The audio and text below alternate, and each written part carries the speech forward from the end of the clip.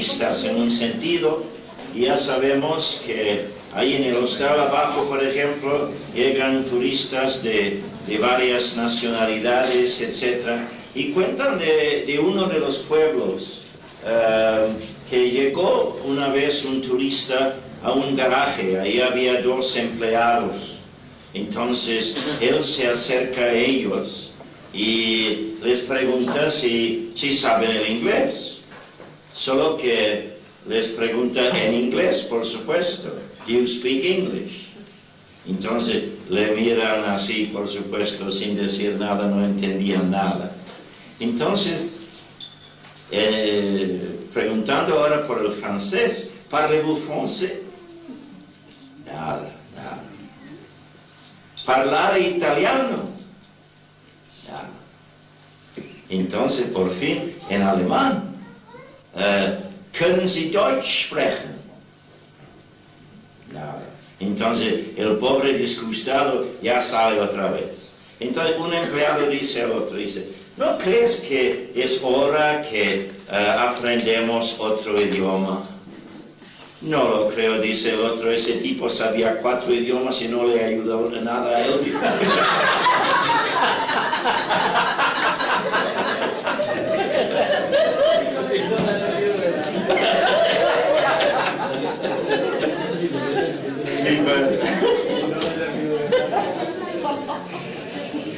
Bueno, vamos hermanos a la palabra de Dios.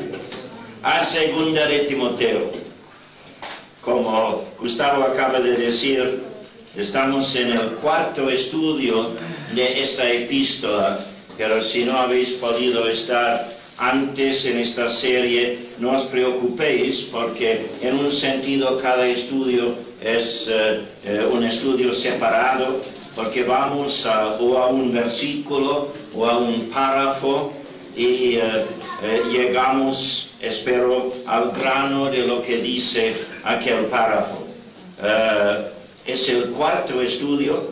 El primer día meditamos solamente en el primer versículo para ver algo del apóstol Pablo que escribe esta epístola. El segundo día solamente el versículo 2, porque nos fijamos en Timoteo, sabiendo que Pablo ahora está en los últimos días quizás de su vida, esperando ser matado bajo la persecución iniciada por el emperador Nero, y está en Roma en una cárcel. Este no es el encarcelamiento al final del libro de los Hechos, fue librado de esto. No se encontraba en una cárcel, sino en una casa en aquel entonces. Fue librado, obviamente, y siguió unos viajes más, pero ahora sí está en una cárcel. Y con poca oportunidad quizás de escribir muchas cartas, pero escoge escribir a Timoteo, a su hijo amado, dice así, le presenta en el segundo versículo.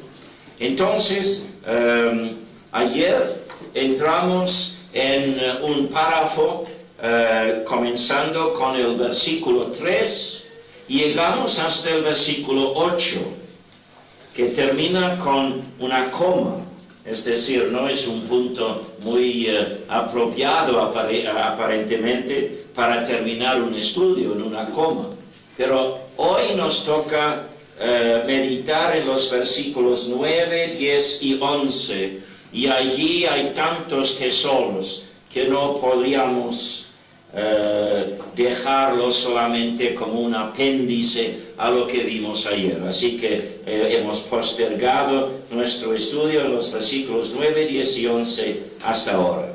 Y por eso vale ahora, creo, leer nuevamente a partir del primer versículo, pero esta vez extendiéndonos hasta el versículo 11. Segunda de Timoteo, capítulo 1, del 1 al 11. Así dice la palabra de Dios, de su corazón al nuestro. Pablo, apóstol de Jesucristo por la voluntad de Dios, según la promesa de la vida que es en Cristo Jesús. A Timoteo, amado hijo, gracia, misericordia y paz de Dios Padre y de Jesucristo nuestro Señor. Doy gracias a Dios, al cual sirvo desde mis mayores con limpia conciencia, de que sin cesar me acuerdo de ti en mis oraciones noche y día. Como vimos ayer, dejando la paréntesis, lo que está diciendo es: doy gracias a Dios de que sin cesar me acuerdo de ti en mis oraciones noche y día. Deseando verte, al acordarme de tus lágrimas, al separarnos la vez pasada, obviamente, para llenarme de gozo al volverte a ver, trayendo a la memoria la fe no fingida, no hipócrita que hay en ti, la cual habitó primero en tu abuela Loida, convertida en la primera visita del apóstol Pablo a Listra, donde vivía, y luego en tu madre Eunice, la hija de Loida, por supuesto, y estoy seguro que en ti también, no solamente criado en el Evangelio, sino convertido él mismo a la verdad. Por lo cual te aconsejo que avives el fuego del don de Dios que está en ti por la imposición de mis manos y las manos de otros ancianos también, como vimos ayer. Porque no nos ha dado Dios espíritu de cobardía, sino de poder, de capacitación, de amor, el amor ágape de Dios, que busca siempre el bien del otro, y de dominio propio, mejor de dominio del yo, pero no por el yo, sino por el Espíritu de Dios, como también hemos visto ayer. Por tanto, no te avergüences de dar testimonio de nuestro Señor, ni de mí preso suyo, sino participa de las aflicciones por el Evangelio según el poder de Dios, quien nos salvó y llamó con llamamiento santo, no conforme a nuestras obras, sino según el propósito suyo y la gracia que nos fue dada en Cristo Jesús antes de los tiempos de los siglos, pero que ahora ha sido manifestada por la aparición de nuestro Salvador Jesucristo, el cual quitó la muerte y sacó a luz la vida y la inmortalidad por el Evangelio, del cual yo fui constituido predicador, apóstol y maestro de los gentiles. Gracias a Dios por un pasaje tan tremendo de su palabra. Y habéis notado que el apóstol Pablo amontona palabras aquí. No llega a un punto final, sino va de coma en coma en coma. Y esto siempre en los escritos del apóstol Pablo nos es evidencia de que de repente se llena de la gloria de lo que es suyo en Cristo Jesús. Por ejemplo, en Efesios capítulo 1, del versículo 3 al 14, solo hay comas, no hay ni un punto final, porque va llevado por la influencia de la visión de la verdad en Cristo a hablar en ese caso de la obra de Dios el Padre a nuestro favor, la obra de Dios el Hijo y la obra de Dios el Espíritu Santo. Y casi sin respirar nos da la impresión. Va así amontonando, llevado por la corriente de la revelación divina. Y aquí lo tenemos también. Hay mucho aquí en estos 3 versículos. En realidad, demasiado para un solo estudio. Pero mañana ya tenemos que seguir adelante. Pero hay tanto aquí. Sin embargo, el apóstol Pablo lo dice de golpe. Es decir, sin parar. Voy a leerlo otra vez. Dejando ahora el versículo 8. Bueno, no, leyendo del versículo 8, porque ahí está toda la oración. Por tanto, no te avergüences de dar testimonio de nuestro Señor, ni de mí preso suyo, sino participa de las aflicciones por el Evangelio según el poder de Dios, quien nos salvó y llamó con llamamiento santo, no conforme a nuestras obras, sino según el propósito suyo y la gracia que nos fue dada en Cristo Jesús antes de los tiempos de los siglos, pero que ahora ha sido manifestada por la aparición de nuestro Salvador Jesucristo, el cual quitó la muerte y sacó a luz la vida y la inmortalidad por el Evangelio, del cual yo fui constituido predicador, apóstol y maestro de los gentiles. Y esta tarde nos toca tocar siquiera la superficie de estas profundidades. Ya no vamos a sondearlo, por supuesto. Esto nos espera en la gloria. Hay suficiente aquí para nuestra meditación por toda la eternidad. Pero a lo menos vamos a ver si podemos analizar algo de lo que tiene el apóstol Pablo por medio del Espíritu Santo que enseñarnos esta tarde, para que nosotros también nos gloriemos en lo que llena al apóstol Pablo de tanto gozo. Lo que tenemos aquí en realidad es una referencia al propósito eterno de Dios. Nosotros hemos sido creados para la eternidad. La Biblia dice que Dios ha puesto la eternidad en nuestras almas, es decir, el deseo por la eternidad. Por eso hay tanta frustración en el mundo. Los que viven solamente relacionándose con el mundo del tiempo. Hay algo en ellos, algo en su alma aún, que anhela la eternidad. Hemos sido creados para realizarnos de todo en la eternidad. El alma humana es eterna. Es una eternidad dependiente, como dicen los teólogos, es decir, es una eternidad que depende del Dios eterno. Pero Dios ha determinado que el alma humana sea eterna, que su hogar sea su hogar natural, por decirlo así, sea la eternidad. Y el alma humana tiene que existir por toda la eternidad, o en la gloria de Dios, o bajo la condenación eterna de Dios por nuestros pecados. Y si vamos a llevar la vida cristiana verdadera de día en día, tiene que ser con esa visión. No solamente relacionándonos con lo que nos rodea aquí en la tierra, sino también en contacto con el Dios que mora en la eternidad. Hay que recordar que el apóstol Pablo todavía aquí está dirigiéndose a Timoteo, que se sentía muchas veces miedoso, temeroso, hasta cobarde a veces frente a las demandas de la vida. Pero el apóstol Pablo, como si estuviera diciéndole aquí, pero Timoteo, tienes que vivir lleno de una visión de la eternidad. Entonces, todo lo que te rodea cambia de importancia. Algunas cosas que antes pasabas por alto, ahora ya tiene una importancia tremenda porque se relaciona con la eternidad. Hay otras cosas que el mundo alrededor toma por sumamente importante, pero tú ves a la luz de la eternidad que no tiene nada de importancia.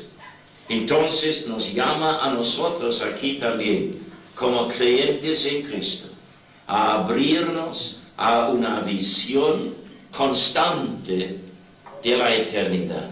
Somos llamados a vivir respondiendo siempre al propósito eterno de Dios. Este mundo no es nuestro hogar. y vivimos esa realidad por responder al propósito eterno de Dios. ¿Qué podemos aprender de ese propósito? Solo de esos versículos. Pero primero, su ubicación, la ubicación del propósito que Dios tiene para nosotros. Porque dice así en el versículo 9, la última frase dice, antes de los tiempos de los siglos.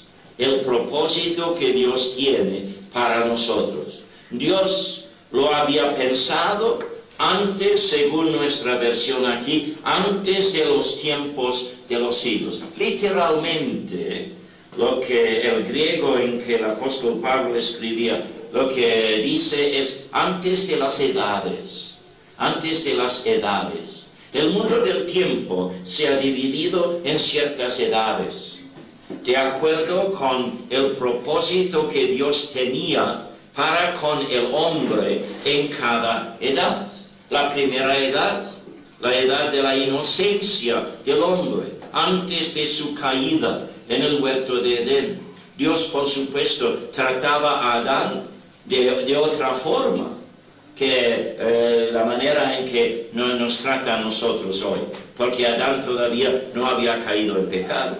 Pero luego entró el pecado y vino otra época, otra edad en la historia de la raza humana. Y así sucesivamente. No voy a entrar en detalle en todo lo que tiene que ver con todas las edades en esta tarde, pero hacernos recordar que con el llamamiento de Abraham se abrió otra edad en el propósito de Dios para el hombre. En el monte de Sinaí, bajo Moisés, se abrió la edad de la ley. Pero ahora vivimos en otra edad, o dispensación si quieres, algunos lo llaman dispensación, edad, y es la edad de la iglesia que es el cuerpo de Cristo. Y cuando el apóstol Pablo habla aquí del propósito eterno de Dios, se está refiriendo a ese propósito de crear una iglesia totalmente separada de la nación de Israel. Los judíos ahora que se convierten al Señor tienen que hacerse miembros de la iglesia que es el cuerpo de Cristo, donde ante Dios no hay ni judío ni griego, que todos somos iguales. Ese propósito de una iglesia separada del propósito anterior de Dios de obrar por medio de la nación de Israel.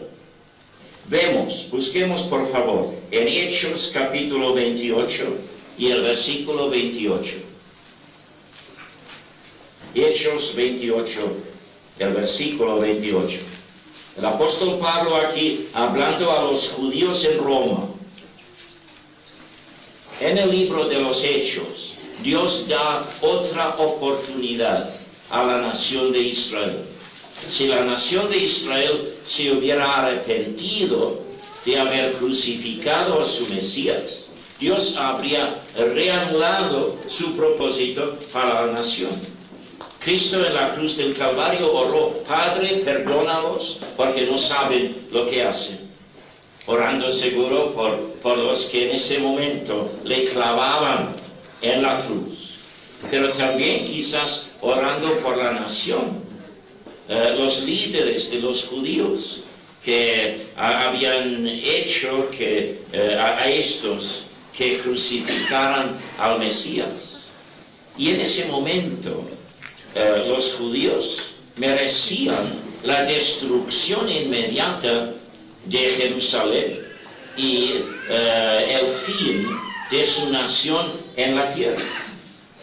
Pero Dios postergó esto hasta el año 70 y Jerusalén no fue destruida hasta el año 70, porque Dios dio a la nación de Israel otra oportunidad de arrepentirse, por haber crucificado a su Mesías y la oportunidad de aceptarle como su Mesías y como su Salvador. Entonces el libro de los Hechos registra la historia de esa oportunidad dada a Israel. Los judíos en su tierra rechazaron esa oportunidad y lo confirmaron por matar a Esteban, el primer mártir. Y los judíos en lo que se llama la dispersión, los judíos que vivían fuera de la tierra de Israel, ellos confirmaron también su rechazamiento de Jesús como su Mesías. Así que aquí en Hechos 28, el apóstol Pablo dice: sabed pues que a los gentiles es enviada esta salvación de Dios, y ellos oirán. Entonces, ahí termina cierta edad. La edad de la primera época de la iglesia, ligada todavía a la nación de Israel, pendiente del arrepentimiento de Israel.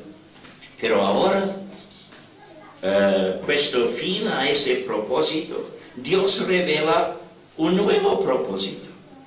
Y en Efesios dice que este es un misterio que no se había revelado antes, de una iglesia separada de toda nación, no ligada a ninguna nación especial. Romanos capítulo 1 dice al judío primero y luego a los gentiles, porque estaba todavía dentro de la historia del libro de los Hechos. Pero ahora, cuando llegamos a un pueblo a evangelizar, no vamos primero a buscar a los judíos, porque el judío hoy en día, en el propósito actual de Dios, no tiene más importancia que nosotros, que no somos judíos, porque es la iglesia no ligada a ninguna nación. La iglesia, que es el cuerpo de Cristo, compuesta de miembros de todas las naciones, de toda lengua, de toda nación y de toda cultura. Entonces, podríamos decir: bueno, esto seguro ha sido algo inventado por el rechazamiento de Israel. Entonces, inmediatamente, muy bien, vamos a seguir adelante, pero vamos a seguir separados ahora de Israel, como si fuera una invención humana. Y el apóstol Pablo nos dice en 2 de Timoteo, y ves ahora la importancia de esto, de que este propósito se encontraba en Dios antes de las edades. Es decir, en la eternidad, antes de crear a Adán, Dios tenía en mente un día que hubiera una edad, un periodo en sus propósitos para con el mundo, donde su instrumento para difundir su revelación en el mundo y para ofrecer salvación a los perdidos sería por medio de la iglesia, que es el cuerpo de Cristo, por medio de nosotros. Es decir, esto no es un postdata de Dios. Esto no es un apéndice en el propósito de Dios, sino que Dios lo tenía en mente desde el principio. Por supuesto, no pudo revelarlo hasta que Israel por fin dejó de aceptar a su Mesías y perdió su segunda oportunidad. Pero ahora todo revelado. Y el libro de la Epístola a los Efesios se gloria en ese misterio, es decir, algo dejado como secreto hasta que Dios lo reveló al apóstol Pablo. Esa iglesia a que pertenecemos nosotros. Ahora, Israel tiene una herencia terrenal y en la edad, la época que va a seguir la época en que vivimos ahora, la edad que se llama el milenio, el reino milenial, Israel entrará en su herencia, Cristo reinando desde Jerusalén. Pero la iglesia a la cual pertenecemos nosotros, la iglesia que es parte de la revelación que Dios dio al apóstol Pablo después del libro de los Hechos, esta iglesia ya no tenemos una herencia terrenal. Dios nos bendice materialmente, pero esto es para que Él cumpla sus propósitos por medio de nosotros.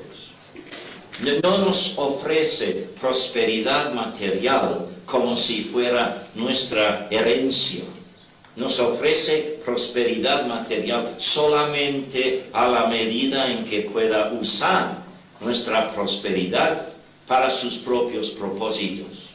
Hay una teología llamada la teología de la prosperidad que se predica por muchas partes hoy en día, y cuidado de esa teología. Nació en Estados Unidos y es sumamente materialista.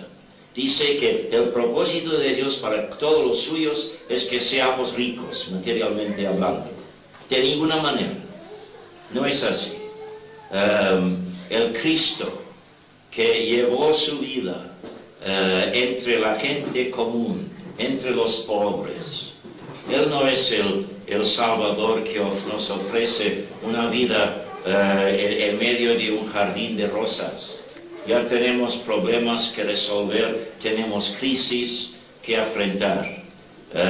Y el Señor no nos ofrece una prosperidad material. Pero cuidado, si me hace falta a mí cualquier cosa para cumplir mi ministerio, no para satisfacer unos anhelos materialistas míos, sino para cumplir mi ministerio, he de esperar que el Señor me lo provea.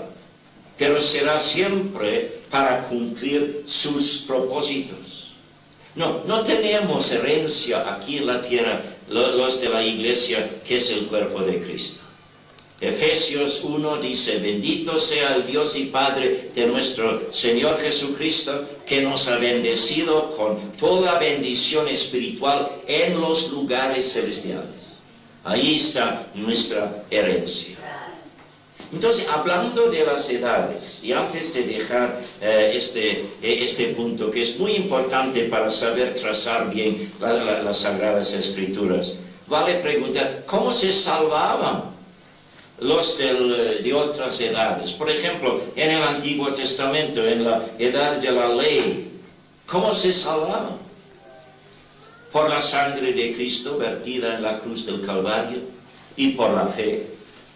Aunque ellos no sabían que un día el Salvador moriría crucificado en un madero. Pero cuando ofrecían sus sacrificios de animales, Dios aceptaba esos sacrificios como símbolos de la muerte de Cristo.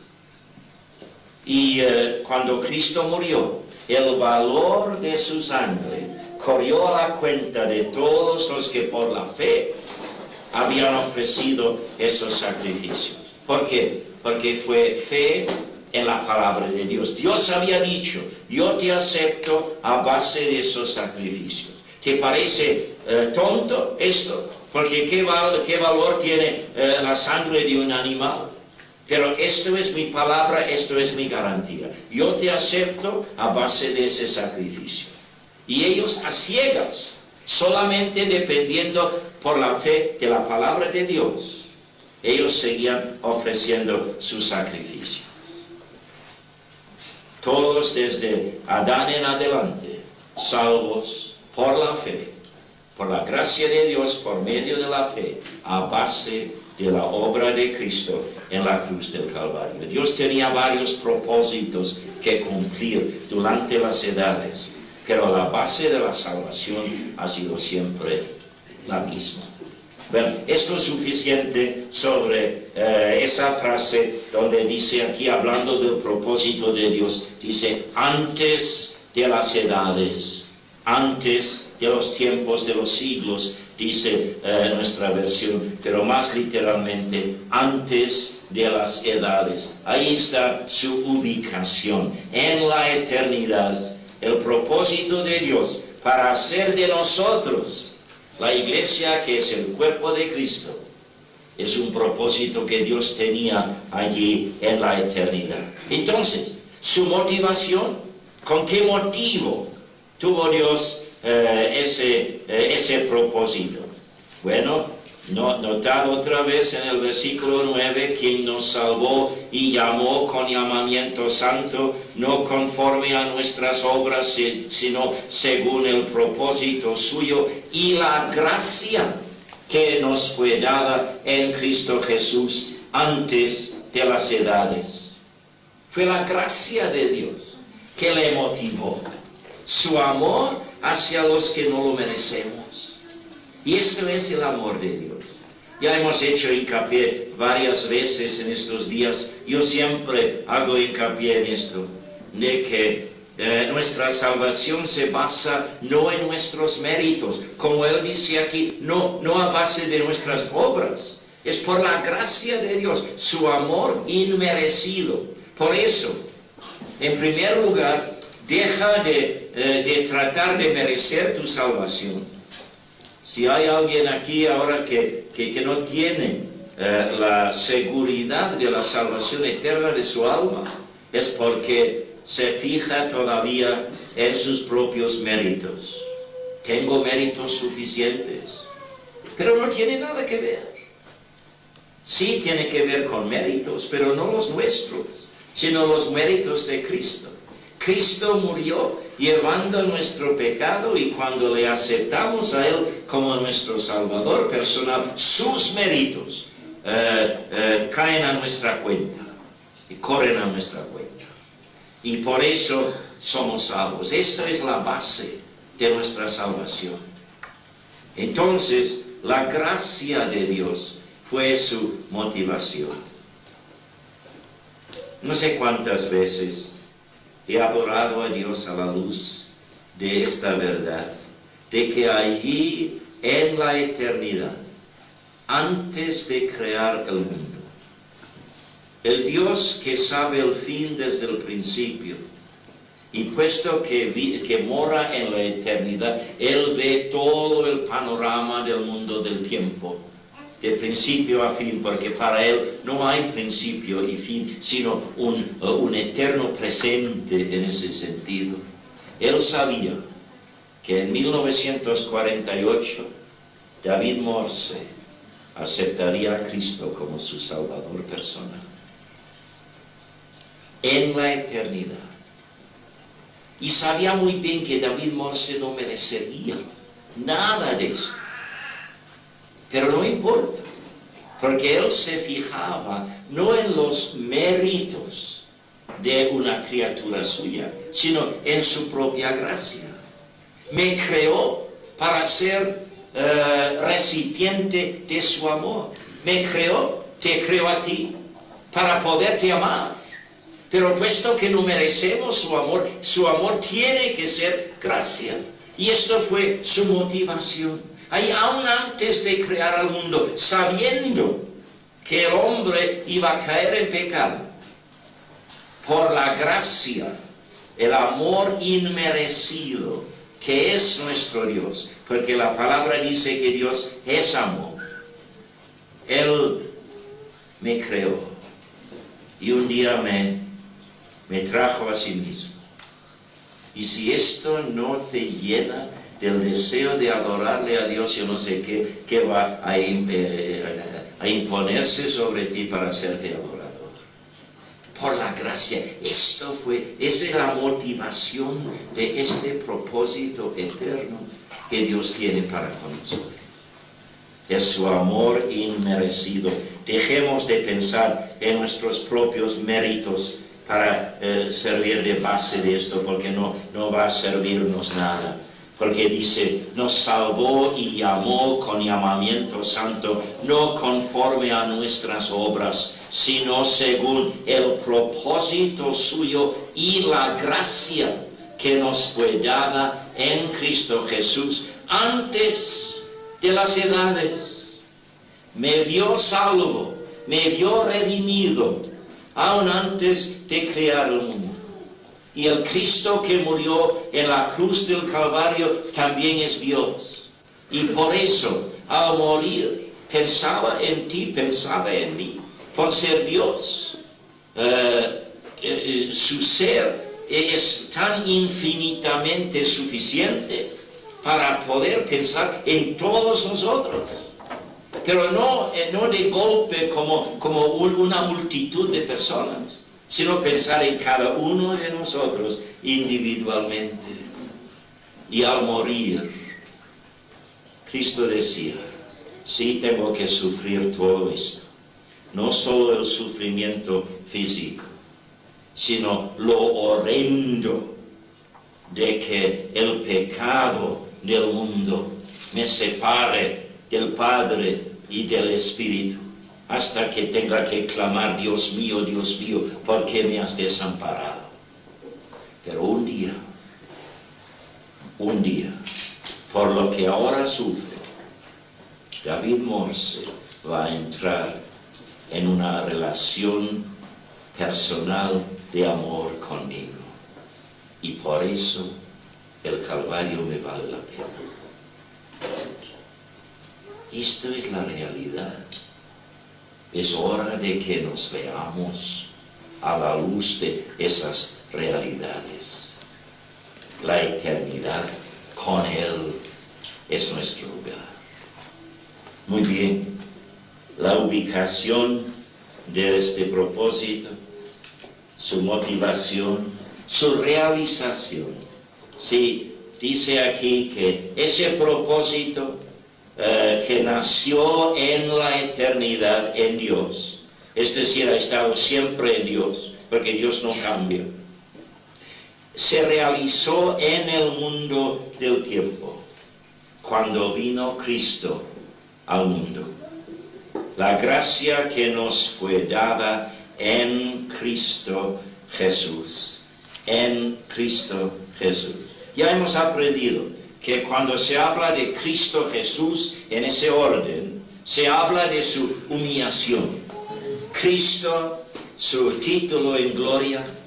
Jesús, su nombre cuando nació en Belén. Cristo Jesús es la segunda persona de la Trinidad Divina que se ha dignado de acercarse al pecador, que se ha dignado a nacer en Belén para que a los 33 años de edad muriera por ti y por mí allí en el madero del Calvario. Entonces, en Él encontramos la realización de ese propósito. Si Cristo no hubiera venido, si Cristo no hubiera muerto en la cruz del Calvario, todos los sacrificios del Antiguo Testamento habrían sido en vano. No habrían tenido ningún valor, porque el único valor que tenían fue un valor simbólico representando la muerte de Cristo. Y si Cristo no hubiera sido resucitado de entre los muertos, tampoco tendríamos la seguridad de todo esto. Porque cualquier loco puede decir, yo sí voy a morir ahora, pero muero por los pecados del mundo. Nunca ha faltado uno que otro loco que haya dicho tal cosa. Pero tenemos el sello del Padre. Le resucitó de entre los muertos para probar esto. Entonces, esto es la realización. Porque el Salvador, en primer lugar, apareció, porque dice en el 10, pero que ahora, es decir, este propósito en Dios antes de las edades, pero que ahora ha sido manifestado por la aparición de nuestro Salvador Jesucristo. Él apareció Pero no solamente vino al mundo, sino que vino para quitar la muerte y sacar a luz la vida y la inmortalidad. Quitar la muerte. ¿En qué sentido? Porque los creyentes en Cristo, por supuesto, morimos todavía. ¿En qué sentido que ha quitado la muerte? O ha quitado la muerte como paga del pecado. La Biblia dice claramente en Romanos que la muerte es la paga del pecado. Y para los que somos de Cristo, no lo es. La muerte física no es un castigo. Para nosotros la muerte física es nada más que el portal que nos lleva del mundo que no es nuestro hogar a la gloria que sí lo es. El apóstol Pablo dice, para mí el vivir es Cristo y el morir es ganancia, porque el morir es ganar más de Cristo. Con toda la preciosidad que recibo ahora de mi relación personal con el Señor Jesucristo, será como una nada en comparación con lo que me espera más allá de la muerte. Entonces, lo que Cristo hizo fue quitar de la muerte su aguijón. Porque el aguijón de la muerte es el pecado. Por supuesto, tenemos cierto miedo frente a la muerte. Y ese miedo es justificable. Es bueno ese miedo. Es una parte de la defensa que Dios ha puesto en nosotros. Para que evitemos los peligros. Para que huyamos de los peligros. Ese miedo natural de lo desconocido.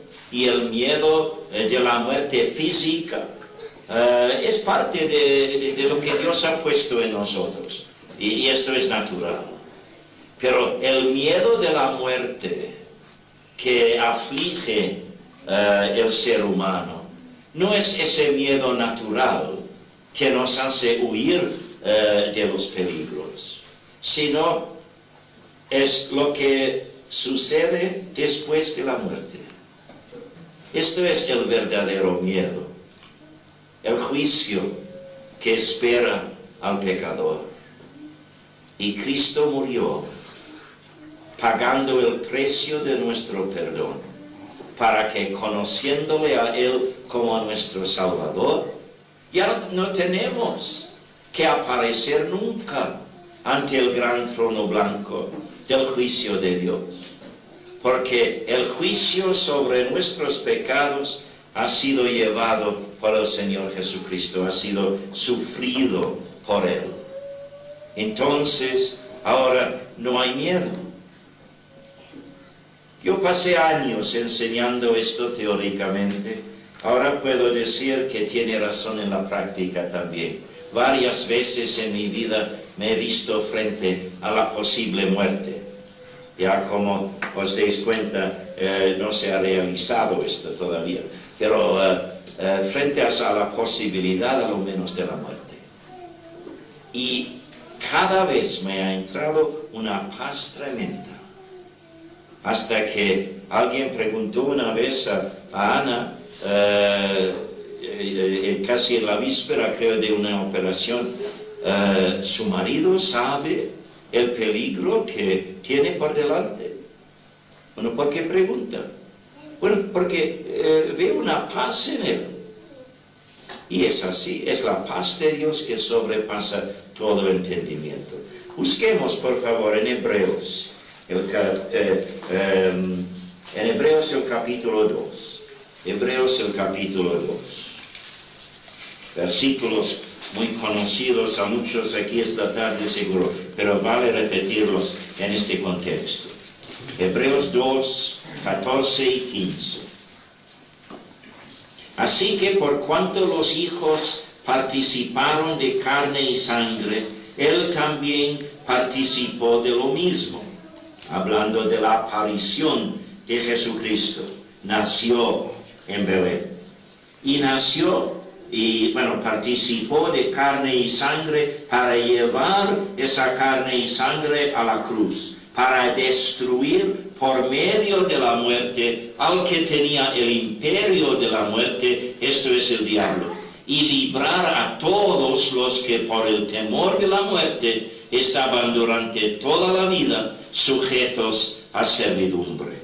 De esa forma, Cristo realizó el propósito eterno de Dios para ti y para mí. La muerte no tenía ningún derecho sobre él, no tenía ninguna autoridad sobre él, porque la muerte fue la paga del pecado y él no había pecado. Y por someterse voluntariamente a una muerte que él no merecía, él destruyó el poder del diablo sobre la muerte. Y ahora el diablo no tiene ninguna autoridad sobre mi vida. Cristo lo ha vencido en la cruz del Calvario. Entonces, cuando hablamos de la realización de este propósito, vemos que es porque Cristo ha aparecido en el mundo y Cristo muriendo quitó la muerte como para nosotros como el pago del pecado y destruyó su poder sobre nosotros. Ahora, la muerte no es más que un portal a la herencia eterna que nos espera. Digo un portal, porque hay dos portales posibles. Porque es posible que el Señor venga a llamarnos a su presencia antes de que lleguemos a la muerte. Y esto será otro portal, el rapto de la iglesia, Cristo llevando a la iglesia. Y al ver al mundo en la condición en que está ahora, nadie debe atreverse a decir que el Señor va a postergar mucho más su venida para su iglesia. Puede venir en cualquier momento. Los dos portales que Dios ha preparado para nosotros. Si es el uno o si es el otro, no importa realmente. Lo importante es que la puerta se abre a la herencia que nos espera en la gloria. Entonces sacó, dice, a luz, en 2 de Timoteo, sacó a luz la vida y la inmortalidad. La vida de la eternidad, que hemos de disfrutar de ella ahora mismo.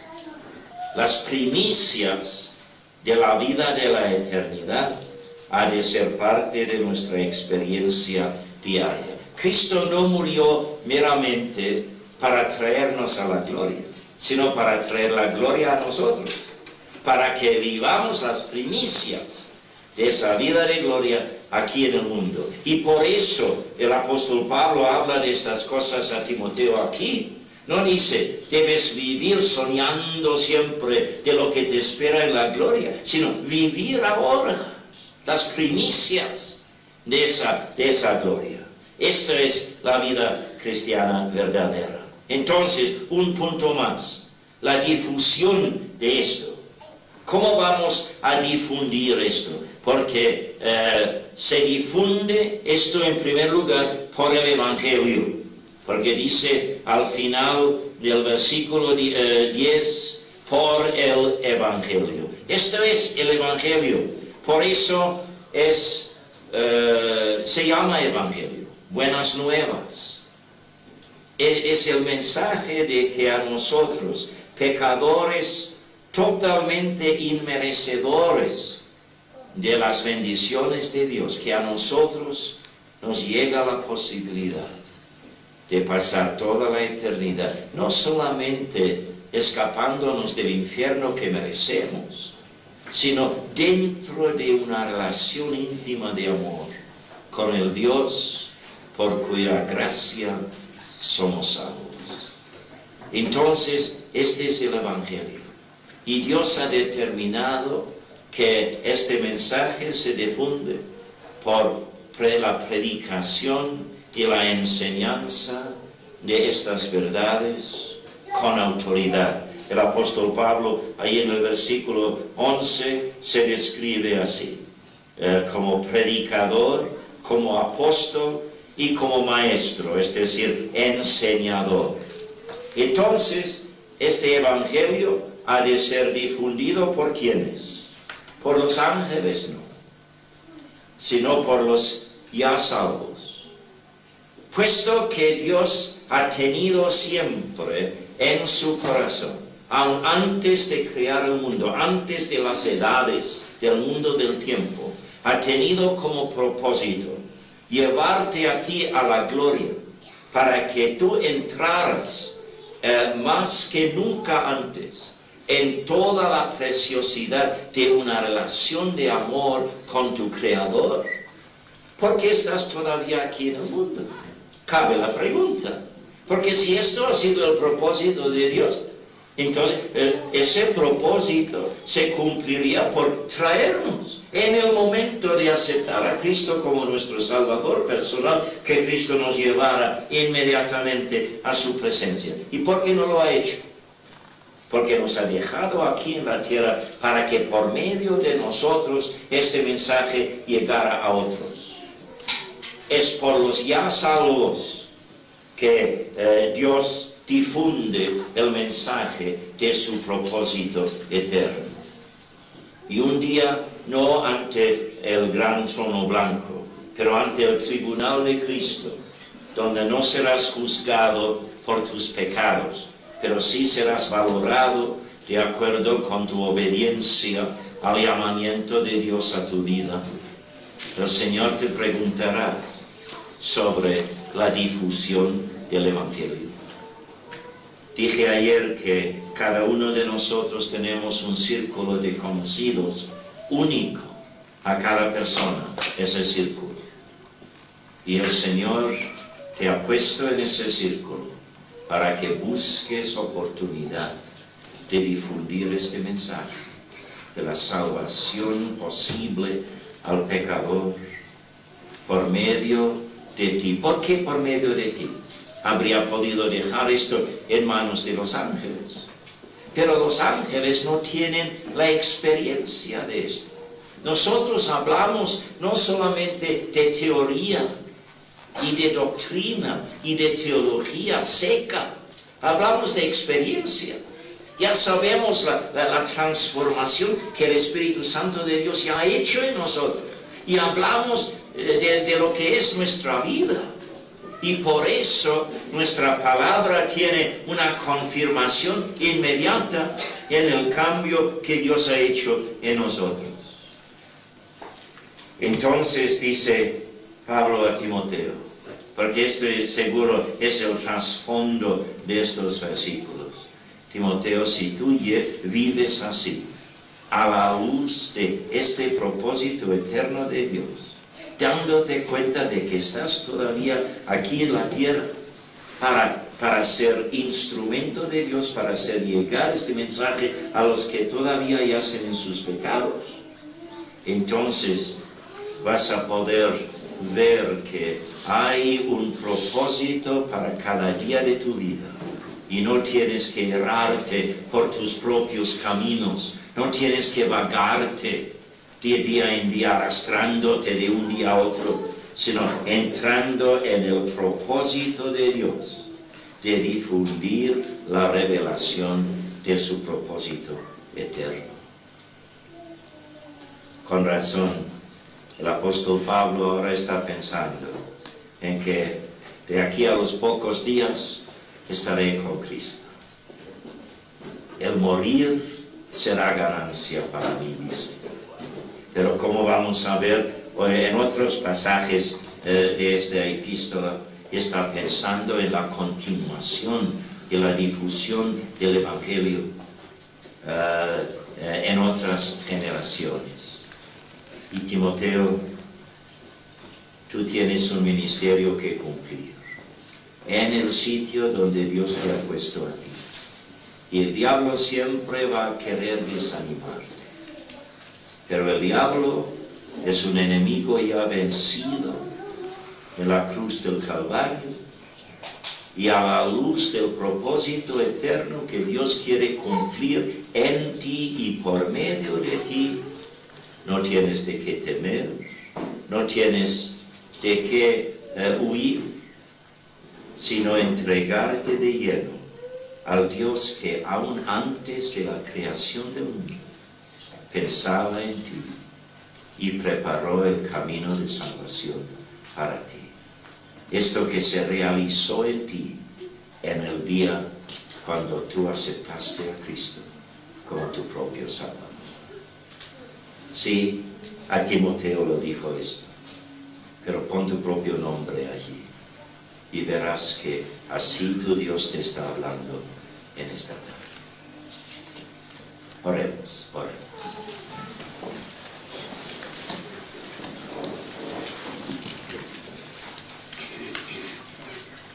Nuestro Dios y Padre, venimos ante ti sufriendo siempre de nuestras propias limitaciones, porque las glorias que tú nos prometes en Cristo son tan infinitas, tan eternas, tan tremendas, que no podemos sondearlas, no podemos comprenderlas de todo, porque es todo un océano de gracia que tienes para nosotros. Pero Padre, permite que nos entreguemos a tu amor de tal forma que a lo menos algunas gotas de este océano lleguen a lo más profundo de nuestro ser, para hacernos vibrar de gozo frente a un Dios de un amor tan profundo. Padre, ni siquiera podemos comprender lo que es la eternidad, porque es una dimensión de vida totalmente diferente del mundo del tiempo. Pero sabemos, Padre, y esto nos es suficiente, que estar con Cristo es lo que la eternidad nos representa. Y esto nos basta. Nos es suficiente saber que el vivir es Cristo y el morir es ganar más de Cristo. Padre, sabemos que hemos de pasar mucho tiempo en este mundo, cumpliendo responsabilidades temporales, metidos en quehaceres materiales necesarios para la vida terrenal. Y nos es fácil, por eso, perder de la vista el hecho de que somos recipientes de un propósito eterno. Y por eso, Padre, te suplicamos que nos lleves siempre a dar suficiente tiempo diario a nuestra relación contigo, para que el Espíritu Santo subraye en nosotros estas verdades eternas, para que entremos en la vida de cada día a la luz de estas glorias. Padre, te pedimos en este momento el uno por el otro. Tú nos conoces a fondo, tú sabes la necesidad de cada uno de nosotros. Si hay entre nosotros personas que todavía no tienen la seguridad absoluta de su salvación, Padre, enséñalos otra vez que esto no depende de ellos, depende de los méritos de Cristo, el Cristo que quiere que sus méritos corran a sus cuentas. Y Padre, que este sea el día de pasar de la muerte espiritual a la vida verdadera, a la inmortalidad gloriosa que hay en Cristo, dejando el miedo de una inmortalidad bajo tu condenación. Y que la gracia del Señor Jesucristo, que fluye del amor de Dios, Padre, que lleva fruto en la comunión del Espíritu Santo, sea con nosotros y con tu pueblo en todo el mundo, ahora y hasta que venga Cristo a llamarnos a su presencia, o hasta que nos espere a la puerta de la muerte, y luego para siempre en tu presencia. Padre, todo esto en el nombre de la única cabeza de la Iglesia, el Señor Jesucristo. Amén.